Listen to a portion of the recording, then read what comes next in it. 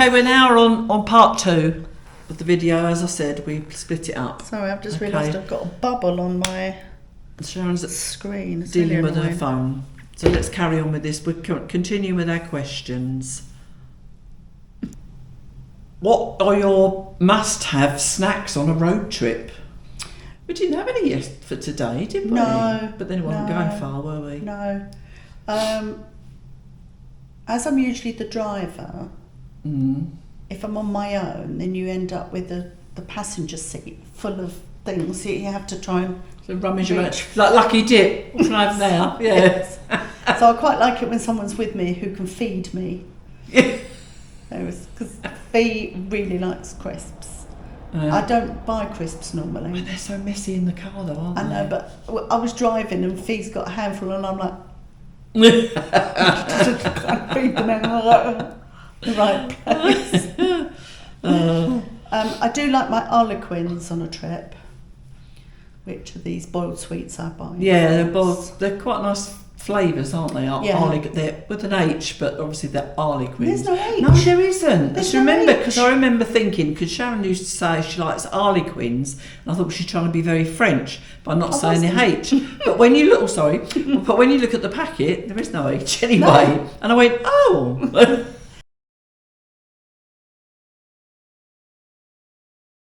Because I think about harlequin as another word, isn't it? Yes. Yeah. Yes. Yeah. The worst thing about them, if you're on your own in the car, is they're individually wrapped, and that can be a pain. Yeah. So you end up doing that thing where you unwrap one end and try and suck it out. Can you imagine if they weren't wrapped though? There would be one big sticky mass in the bag, wouldn't it? Yeah, perhaps that would be more difficult. Yeah, you'd have to just bite a bit off. Oh, tell you what, those bloody things I bought in Lidl last week that I thought was the ruby chocolate. Yes. The little teddy bears. Yes. One, I opened that box, every single teddy bear was individually plastic wrapped. Oh, ridiculous. So they were about this big, and there was, 20, 25 in the box, individually wrapped. Secondly, it was such a thin coating of ruby chocolate with a jelly bear inside. Oh, well, I'm glad you sampled them then. I won't bother with them. I didn't see that on the box, did we? No, I didn't finish them. Well. They were... Yeah, this is in Lidl. They were tiny little bears, and they looked like they would be strawberry chocolate. And I think it did say ruby or something. Yeah, it was, but it's a barely tastable. I bet if we looked at the box, it probably said jelly, something or other. So we won't bother with those. No, and individually wrapped. But that's the thing in France we find it quite often is that things like chocolate and biscuits and like sometimes you get a pack of croissants, but inside that bag they're all individual wraps. I mean, it's just they all know it's not good, but they'll keep doing it still. France has got quite a good reputation for green policies, but I don't know how that bloody gets through. Yeah, unless that plastic they're in is very good for recycling, I don't know. No, I shouldn't think so. There is a chance that they were made elsewhere, but it would have been Germany, wouldn't it? Lidl's German, isn't it? I think so, but I don't know. It's just very infuriating. I've been buying Duncan some, because he obviously wants soft stuff to eat, so I bought him the little Madeleine cakes and I bought the croissants, and a couple of times they've all been individually wrapped. And I could hear him in the kitchen, this moaning, I've got to take all these wrappers off to put them on the plate. But anyway. Yes. What's your most valuable possession? Valuable possession? I don't have much of like what you'd call value. I don't have any expensive jewellery or anything like that. No, but it could be sentimental as well, couldn't it? Jewellery-wise, maybe my knee, which I'm wearing. Which is an anatomically correct knee. It is weird, isn't it? It is weird. Most people think it's a tooth when they look at it. Yeah, it definitely looks like a tooth. Yeah. We'll have to get a picture of it and I can put it on the screen. Yeah, and I like the kids bought me that. Yeah, so her children bought that when she had her knee op. Or before. I think it was Christmas before, and they said, what do you want for Christmas? The new knee. Oh, and you're getting your new knee, yeah.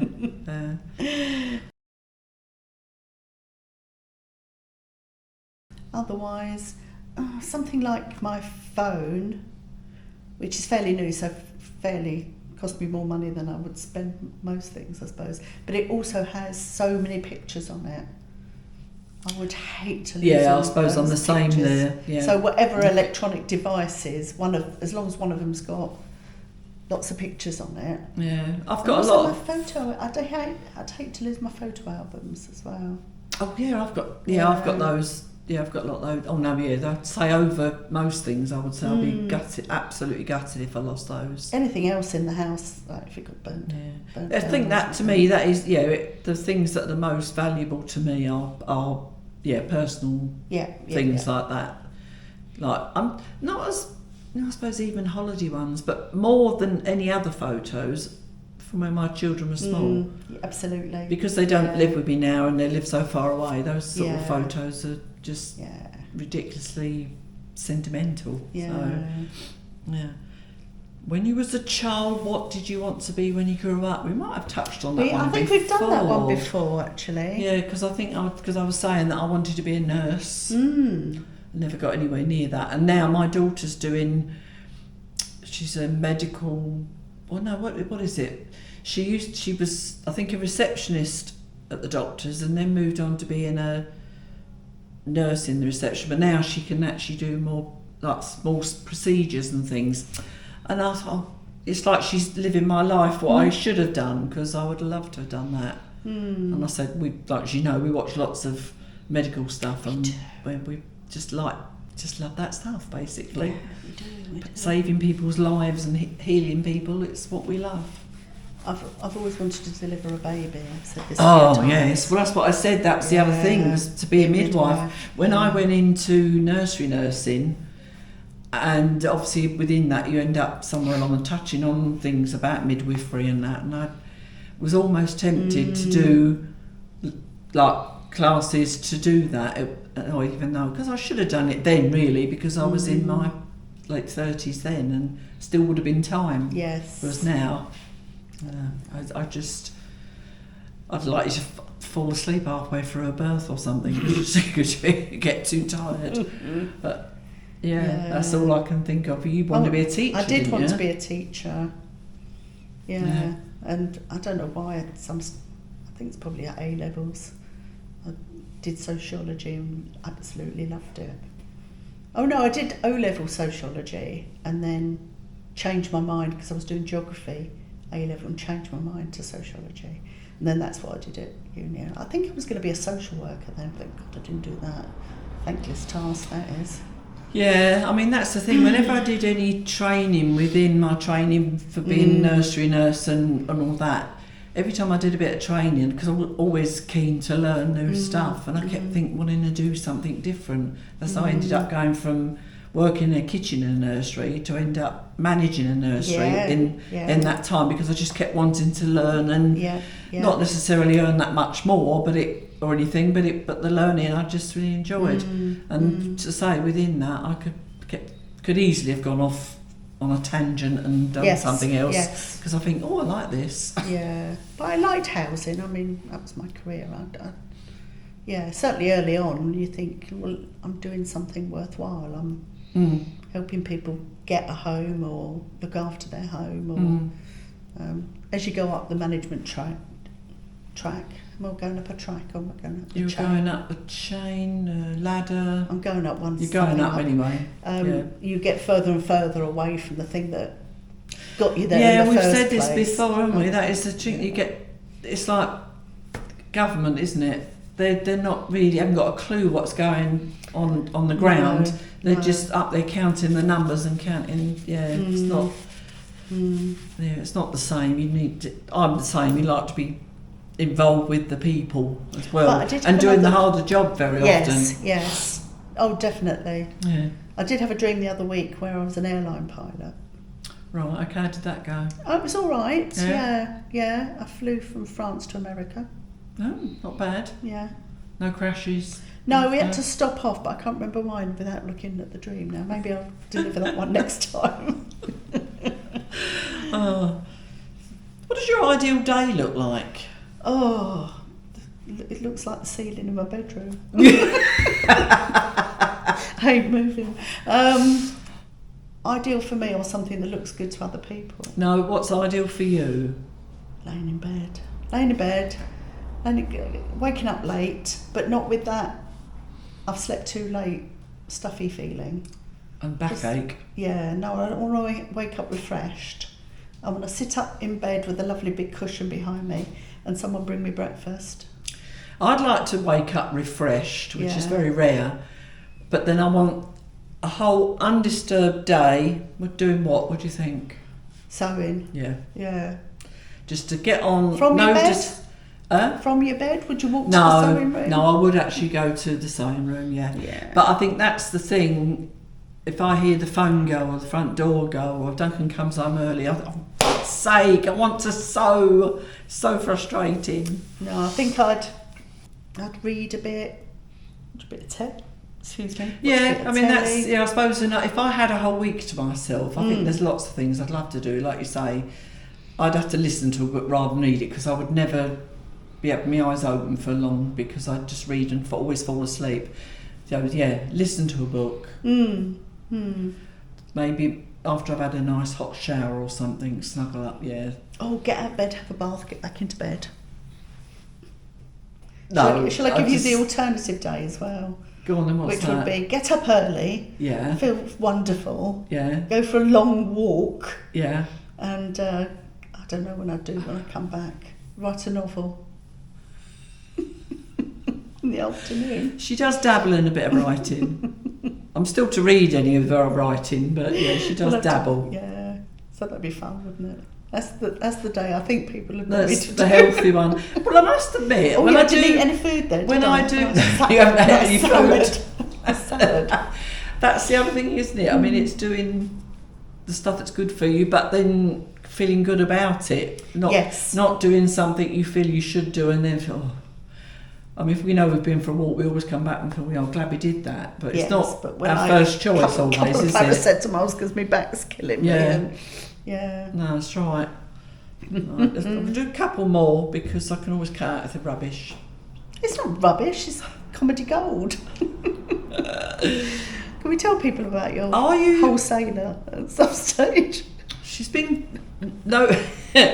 We went out... Oh, that was the other thing we did. We didn't tell you. We went to see the lights in Laval, but I didn't film it. I got a few photos. I might be able to slot them in. Don't did some filming, didn't you? You did. We might have done a little bit of filming, but We went for a meal afterwards, and we were sitting all having a meal, and obviously there's always the opportunity for me to talk stupid. Oh, it's not stupid. It's imaginative. Yeah, but we were talking about. I don't think it was even the meal. It was when we went for the apéro beforehand, possibly. Retailers and wholesalers. But yeah, we were talking about eating.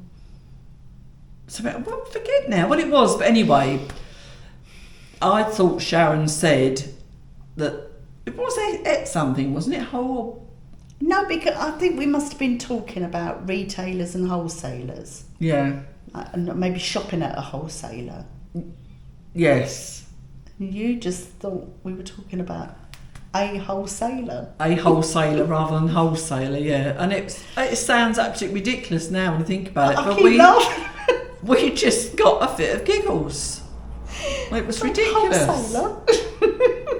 And I'm in the middle of this bar. I'm in this bar. There's not quite a lot of people in there, and I'm just oh dear. One of those. Maybe cry laughing. Put it that way. They're great, those. Are you named after anyone? Oh. I don't think I am. Not with the Sharon, no. My mum's name is Anne, and that's my middle name. So I'm Sharon Ann, with an E. I often wonder about my middle name, Barbara, because I've got a cousin Barbara as well. Or bless her, she died. But yeah, I often think, did they name me Janet because I was born in January? I don't know. Oh, it could have been. But that's April, not anyone, is it? That's just...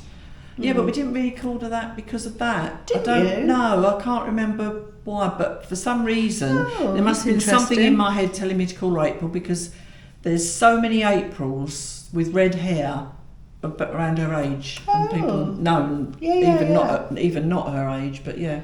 No, we've done that one. What about your kids? Do you give your kids middle names? Yeah, Stace. Hang on, what's his Stace? Yeah, they've all got middle names. Were they named after other people? Alan was, because he got, I think it was my ex's dad's name in the middle. Yeah, I did the same with Callum. So Callum's Callum Alfred. Emma was just a very common Emma Louise. Stacey was I don't know where we got that one from, I just liked it, Stacey Ellen. April, she's the only one who didn't have one because it all sounded too corny. Because someone we know from the rugby club used to just have a joke with her and just say, hello April, June, May, and all this sort of thing. Or May, June, whichever way round he used to say it, yeah. But she's the only one that's not officially got a middle name, and she used to sulk about that. It's fair enough. No, Callum is Callum Alfred after Mac's dad. Fee is Fiona Rose after my grandmother. And Isla is Isla Ann after my mum. Yeah, no, we didn't do too much of that. Yeah. What is one rule you live by? Oh, do I live... Oh, I'm probably too flaky to have one rule I live by. Never have a house without a cat. Never have a house without a cat? Though I did actually, I put a doggy in it instead for a while, didn't I? When my cat was in the UK, I got a dog. One rule I live by. Yeah, it's hard to think of, isn't it? Because there probably is, but you probably think later, I remember now what I tend to live by. I mean, one thing I would say is try and treat people how you would want to be treated, which is a classic, but I do think... Yeah, be kind. Yeah, exactly. And just remember that we're not all the same as well, isn't it? That's the thing, which can be hard. Yeah. What national or international event had the most impact on your life? Oh, that's interesting. You'll struggle with that because you're not as much of a follower of news or politics, are you? No, but I bet most people it's something. Yeah. But I don't know about impact on the life, but one that sticks in my memory is when we had the bombings in the underground in that July. Was it the July? Yes.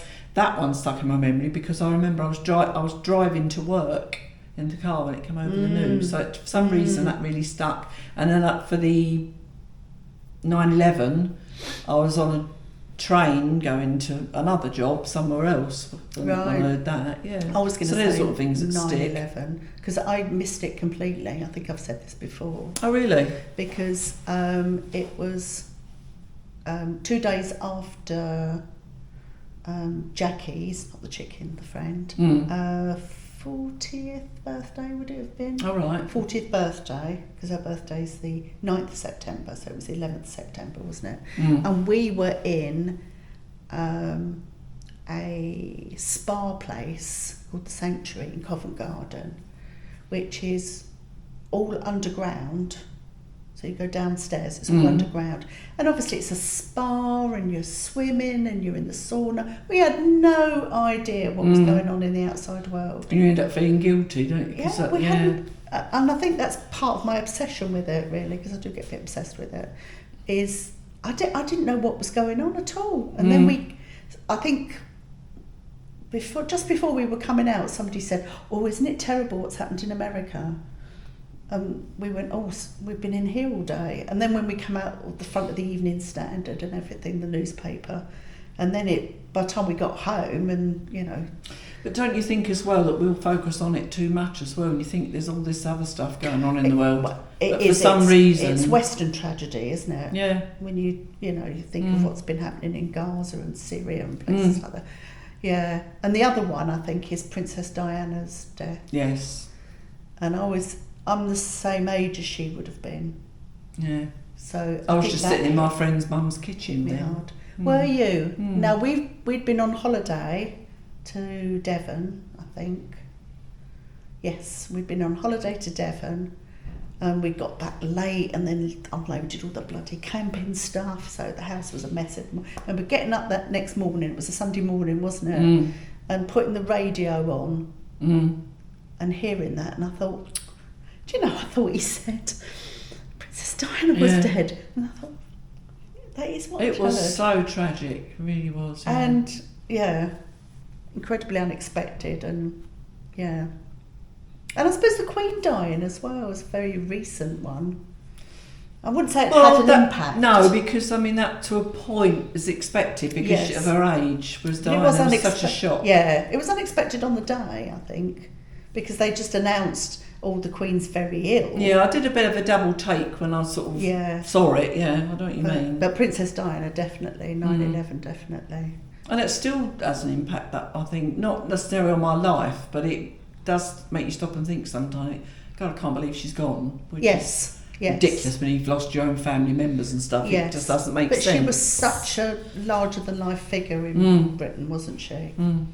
You know, you think of the impact it's had on those kids as well. Exactly. You know. Wonder what they'd be like now if she was around still. Yeah. Not falling out, probably. We should have knocked their heads together by now, wouldn't she? Yes. What's the hardest thing you've ever had to do? Hardest thing I've ever had to do. Hardest thing I've ever had to do. Oh, I don't. I think mine's giving birth, probably. Yeah, it's painful. Mm. I quite enjoyed my pregnancies and births. I must admit, I did have it fairly easy. Being with my mum when she died. I would say for sure both my parents when they were ill and dying. That's the hardest. Yeah. With my dad was with his by that time third wife up in Yorkshire. So I mean, I didn't find out I knew he was ill. I'd been up seen him in the hospice, but I wasn't there when he died. But with my mum, I was there. That was really tough. But then I wouldn't have chosen not to be there either. No, it's I still have flashbacks of my mum and dad in the hospice. Yeah. It's not nice, is it? No, it's not. Right, how long we? Well, 57 minutes. But if you could only watch one movie for the rest of your life, which would it be? Oh, see, I rewatch a lot of movies, don't I? Yeah, whereas I'm not one for doing that. I've got my going to sleep movies. But would I? What would be your movie that you'd watch over and over again? See, my going to sleep movies aren't necessarily my favourite. They're my going to sleep because I will fall asleep. Well, and because you know them so well. I you know don't them have so to, well. Yeah. If I had to watch one for the rest of my life, maybe it'd be something like Blues Brothers. Yeah. Which is quite funny and good music in it. I'd happily watch that for the rest of my life. My favourite movies are usually ones that end up making me either really belly laugh or make me cry. Yes. So either would be exhausting, wouldn't it? So you have to try and like, choose something. Yeah. That, you do like a romantic movie, don't you?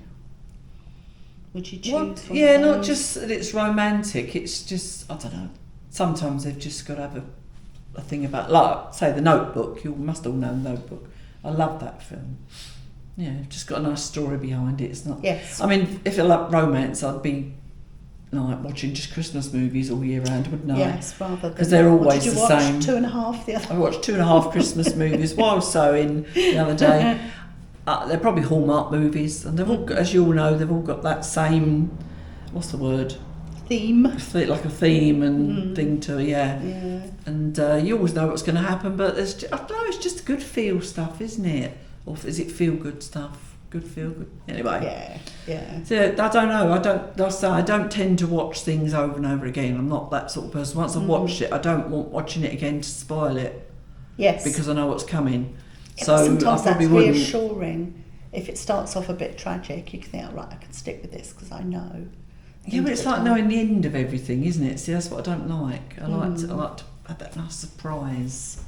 Ah, right. Do you have any bad habits? Bad habits. Picking my nose in the car when no one's watching. I've done that. I thought to myself, oh God, did someone see me? But sometimes it's necessary, isn't it? If you can't breathe or if you're not... It's really itchy. Yeah, exactly. Sometimes it's my nose. Sometimes you need to do these things. I hate seeing anybody else do it, but if you have to do it yourself... I won't name names, but I used to work with 2 women, and one of the women would never eat anything that the other one prepared because she was convinced, because she scratched her nose, there was always bogies in it. Oh, no. I don't think there ever was, but she was like, oh, I can't. She's obviously had that bit of almost like a phobia, isn't it? Yeah.